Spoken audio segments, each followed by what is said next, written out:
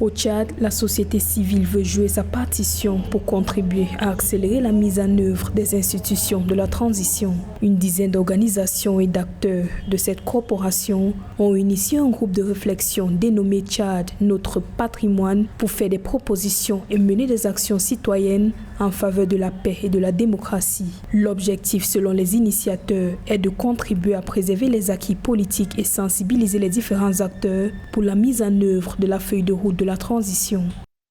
Nous avons décidé que vraiment pour accompagner, pour soutenir ces processus de transition, et nous avons jugé utile de créer ce groupe pour apporter nos contributions en termes de réflexion, en termes de propositions, en termes aussi de soutien et d'action en faveur pour cette transition. Et quels sont les objectifs visés à travers notre organisation? D'abord, c'est soutenir le processus de la transition en cours.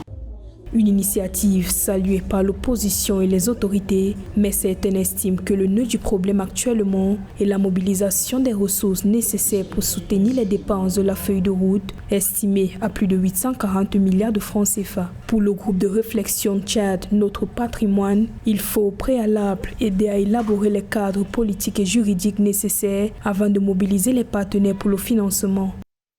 Pour la paix, pour la sécurité de notre pays, la stabilité, l'intégrité territoriale et aussi la continuité de l'État.